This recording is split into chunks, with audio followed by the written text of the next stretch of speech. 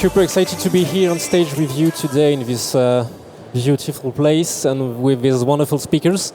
So we are going to talk for the next half hours around generative AI and how to innovate with trust, confidence and responsibility.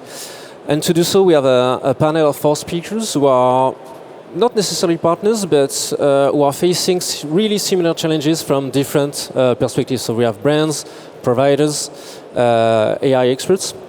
So let's start maybe with Olivier. So Olivier, Crédit Agricole as a major French bank, you obviously have been investing a lot in your AI and generative AI transformation over the past years. What does it mean to you? How important is confidence and responsibility? What is at stake here? Well, it might not be what you will hear the most today, but at Crédit Agricole, we believe that human connection is really at the heart of who we are, of our DNA. So at a time where all the society is rushing through automation, we really believe that what you're posing here with confidence and responsibility will make a difference and will set leaders tomorrow. So basically, that's why when we scale AI in our organizations, we make sure to deploy AI tools for our advisors to make them more efficient in the way to support their customers and to bring something more with the human connection. Then also, it means that when we want to deploy technology, it's a means to serve our customers better, of course, but we want to do it making sure that every time it's needed, we will have the right empathy and the right capacity to decide with a strong judgment. Now, confidence and responsibility is also a big subject when you have that much employees. And the way we deploy internally is not done without them. We are bringing them in this journey. So we are training all of them, and we are equipping all of them with AI tools to make them more efficient. And by bringing together this bottom-up approach with the process transformation approach with AI, we are targeting things like bringing down our administrative tasks by 20% to make sure that we can focus on what matters, basically. Now, when it comes to deploying AI at scale, these questions are key for us. So beyond performance, we are looking at 3 key pillars. First one will be how to master data protection. Data is key. We are a trust company, and we must remain a trust company. The second pillar is, okay, it's nice to deploy, but we need to make sure that we'll be able to process our key services in the long run in any risk scenario. And the last pillar is making sure that the models we pick share our core values. So that's really key for us. And now it would be wrong to talk about responsibility without talking about sustainability. We just unveiled our new strategic plan, and contrary to many others, we are once again reaffirming our ability to go to target net zero. And this has to be true also, including AI deployment, which of course is quite a subject for us. Okay, thanks a lot, Olivier. And so, how does it concretely translate into your AI strategy, into real-life decisions? Well, basically, if you want to master confidence and responsibility and sustainability, you have to master technology. You cannot just consider that it's not your subject. So it means that every time we want to deploy, we are taking care to keep control of technology, and we are making decisions. For example, depending on the criticality of each process, we can deploy it from completely owned solutions in our on-premise data centers to leveraging public cloud solutions, of course. So we always make these decisions considering these key factors.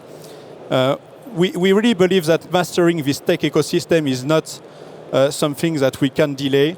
We have to do it all the way when we deploy. It's true for infrastructure, of course. We know it's key when we are talking about AI, but it's also true for solution development. So that's why we just decided that apart from all the great skills we already have, we will create one additional company inside Crédit Agricole that will be in charge of developing all the data and AI assets to deliver faster and to scale faster inside Crédit Agricole. It will not replace the local capabilities.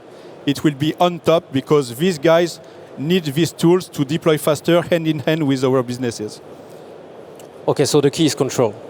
Yeah, the key and control, and basically I want to share a conviction with you guys, is that no one knows what will be the cost of running advanced AI models in a few years. Now we are in transition.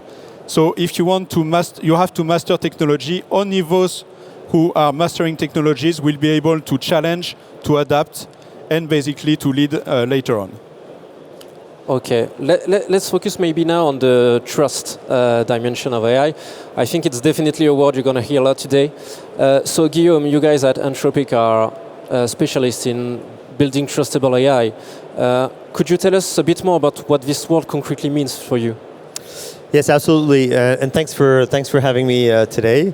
So maybe first, Anthropic is building models that are at the frontier, and today Anthropic is the leader in the world when it comes to coding real-life agents and hybrid reasoning. In fact, we launched our latest model yesterday, and we're reinforcing this lead.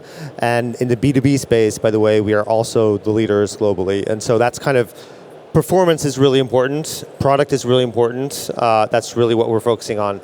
That being said, Anthropic's mission from the day it was started and the day it was launched is really around safety, responsibility, and ethical AI. We want to make sure that this very powerful technology is deployed throughout the world in the most safe, responsible, and ethical way. And that's not just words. It's actually a philosophy. We had a safety team before even having a product. We have responsible scaling policies every time we launch a new model to make sure it cannot be used in the wrong ways. We've invented the concept and applied constitutional AI, which is a way to tell the models to work in some sort of constitutional way. So we have all these tools and many more that I'm not going to go into the detail to make sure that our AI is deployed safely across the world. Now, what's important to understand is that safe does not mean slow. If you want to be safe, like we want to be, you have to be at the frontier. And so you have to have the velocity that we have in terms of shipping new models and being at the frontier, because otherwise you just can't live by that value and mission of being, of bringing safe AI to the world. And so that's kind of what we're focusing on. And I'd say one last thing is, we are very much a player, unlike many others, that is focused on the enterprise, on businesses. We're only focused on businesses. We have some consumers using Claude, but our main focus is on businesses. And this safety and responsibility aspect is actually something that resonates a lot with businesses, because as you just mentioned, and as people mentioned in the previous panel, this is something that companies are very sensitive to, and they want to do the right thing. They're conscious of the risks, and especially in regulated industries like FSI. Yeah, exactly. And so how do you help financial services companies answer their specific challenges? Yeah, so I mean, safety is a very big one. Regulated industries, financial services, healthcare are very sensitive to that aspect. Now, more specifically, as I mentioned, we're very focused on the enterprise, and so we start building products around that. So for example, we launched Claude for Financial Services last July, which is essentially the first ever expansive platform that enables anybody in the financial industry to come up with financial analysis. It's plugged into all the external databases, S&P 500, Bloomberg, et cetera, through MCPs, that enables you to have that intelligence with the context right away.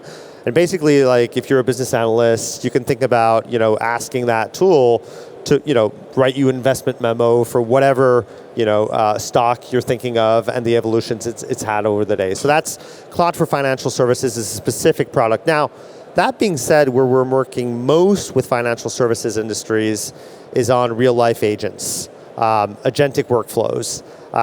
AIG, for example, we've worked on their claims underwriting process that we've redone entirely. It's now 5x the speed of what it used to be. We've increased the actual quality of it by 20%. And so those agentic workflows is something we're really working on. I'd say Another thing I'm seeing a lot in FSI, especially banking, is code rebasing. So very often these companies have relatively legacy code bases with relatively legacy languages. And now with tools like Cloud Code, you can actually rebase those relatively fast, with all the safeguards you need, obviously, but this will enable you to act much more agile and launch products much faster. So many things in the FSI industry, generally speaking. Okay, thank you, Guillaume. Let's maybe switch with Angel to the responsibility dimension of AI. So you guys at Clarity AI's mission is to bring societal impact to capital markets. Could you tell us a bit more about what you do and what you bring to the table in that field? Yes, of course, Mathieu. And look, think about something for a minute. Imagine that you go to the doctor and you have an appointment, you do some tests, and the doctor comes back to you and tells you, look, your health score is 70 out of 100. Thank you very much. So you would think, look, wait, so 70 is not that bad, but I have a lot of material organs in my body. So what 70 means in reality, right? So all of them are 70 on average, or my heart is very good, but my lung is very bad. So this is more or less what we found when we started our company 8 years ago in the sustainability topic for financial institutions. So basically they were relying in very generalistic, obscure scores, telling how companies were good or bad on sustainability, that we found very clearly insufficient to understand how companies were actually doing. In reality, when you talk about sustainability, you mix topics related to environmental, social dimensions, governance, more than 1,000 different metrics that we cover today, then in reality it's impossible to summarize in one single score. So this is what was the Clarity mission at that point, and it is today. The combination of two things. One, bring clarity to the market, so ensure that we can provide the right level of transparency and understanding when touches anything that is non-purely financial information for the companies, and relying on technology to solve this problem. It's funny to say that the company was called Clarity AI back 8 years ago, at the time that we had to justify what AI meant, while these days we need to justify AI has not been added to the name like literally last year. And we do it in the combination of three things. So we basically provide data, so clean the data and put together all the structured and unstructured data to understand the nuances of the companies talking about sustainability dimensions. We provide value at methodological level because in the end the capacity to move that data into insights is taking into consideration the different frameworks that are important to analyze the information. Olivier mentioned the net zero approach, which is one of the many different frameworks that we are using these days to understand sustainability. And we provide value at tooling level, so basically facilitating our users the capacity to access that information, digest that information, and include that information in the decision-making process. And indeed, I was very happy to be in this panel because in reality, I was telling them before, we have cloud services coming from AWS, we use Anthropic models, and we provide all these services to Crédit Agricole as an example of how the ecosystem is working to ensure that we can provide value in the chain.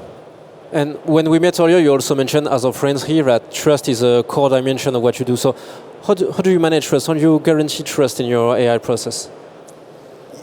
That is key indeed, because we combine two sources of untrust.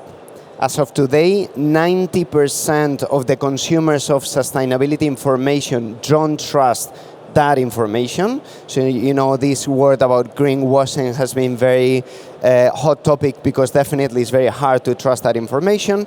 And at the same time, 50% of people using AI have these trust issues with AI as well. So we believe AI is the solution and not the problem, but definitely you need to do it right to ensure that you solve this problem accordingly. What we do today is combining one, subject matter experts on our side, so people that know very well about sustainability dimensions.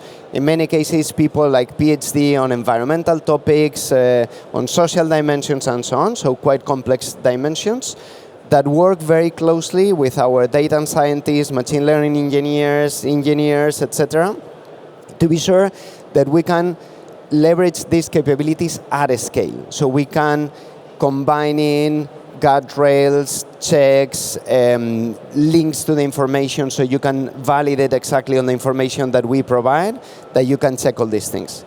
Just to give you a data point, so one of the things that we provide is a report where you can analyze the climate transition information of a company, where for just 4 single pages, we provide more than 10,000 different checks that ensure the consistency and the accuracy of the information. Okay, thanks a lot, Angel. I'm now turning towards Yves. So we've seen that there's definitely a lot of dimensions to guarantee a trustable and sustainable AI at scale. So AWS, everyone knows AWS, and I'm sure everyone would like to know what you do to secure all these challenges across the entire value chain. Yes, Mathieu.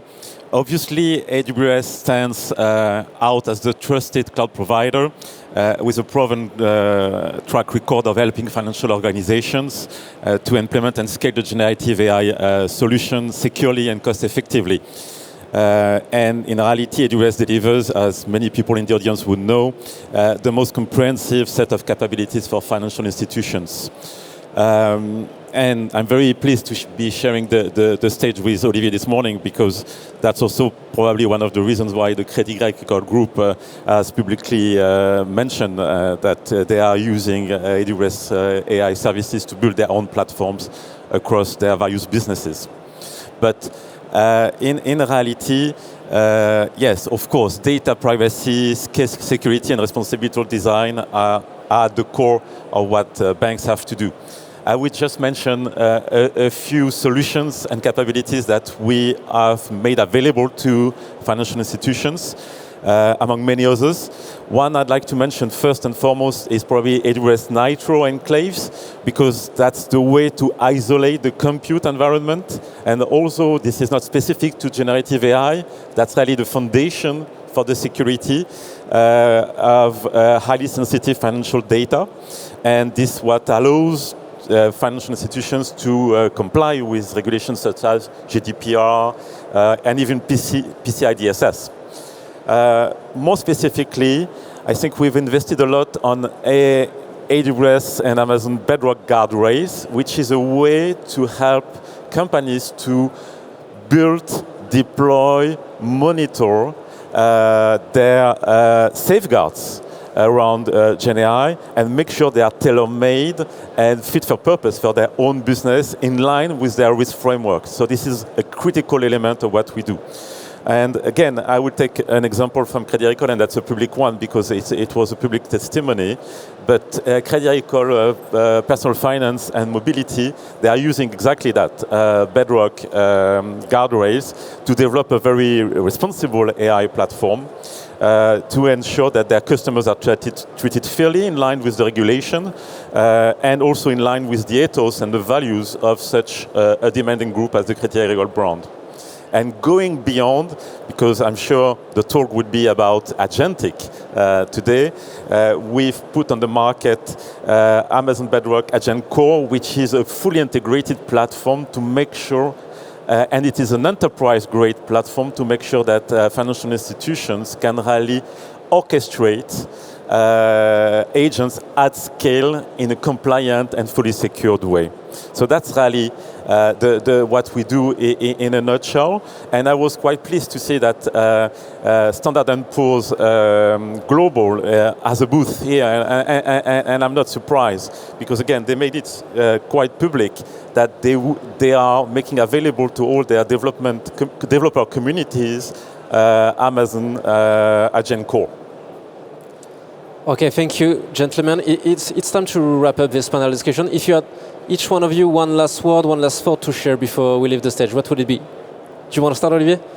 Yeah, I can. So I think from what we said, it's important to scale fast. We know it, and as you said, it's a question of being competitive, but remain in control. So that will be my key message here. Thank you. Guillaume? Yeah, I would say today many people look at AI as in the same way they look at Photoshop. You open this app, you use it, you close it. I would engage people to think about what this is going to look like 3-5 years from now, and I think it's going to look like much more like infrastructure, much more like electricity that it looks like a tool today. So think about AI as a future infrastructure, electricity that's going to flow everywhere in the world 3-5 years from now. And Anthropic, we're building that intelligent infrastructure to make that happen. Angel? Yeah, I believe these days, for good and for bad, the world is moving faster than ever before. And unfortunately, when that happens, people tend to move very quickly to the how rather than the what. We have been working on the what, so what are we doing with our planet, with our society, with how we deal with companies for a long time, and somehow that topic has been moved a little bit about the how, and AI has been one of the hot topics that have displaced the idea of sustainability. We believe the how AI is critical to solve the right challenges of the world, but we have not to forget the actual challenges of the world. And last but not least, Yves? Yeah, and I'm convinced that this will be a major change, and of course, this will impact the way customers interact with their banking advisors. But I'd like to maybe highlight something that in my mind would be probably easier for banks to achieve and probably less risky, is about software development, because IT as a whole accounts for 15, 20, 25% of the total operating expenses of a bank. And it's critical for the time to market and agility. And for instance, ourselves, when we develop our own AI products, we are using our own toolkit for developers. And we've also released recently a product that's called Cairo. And our own teams, when they use it, they were amazed by the productivity they discovered, which was much beyond their expectation, and some mentioned even times 20. From one version of our own products to the next version, which is absolutely massive. I'm not saying that banks can achieve that overnight, but it will completely speed up the way the banks can really put on the market new solutions and develop hyper-personalized solutions. So I see that as a major revolution. Okay, thanks a lot, gentlemen. Have a good day.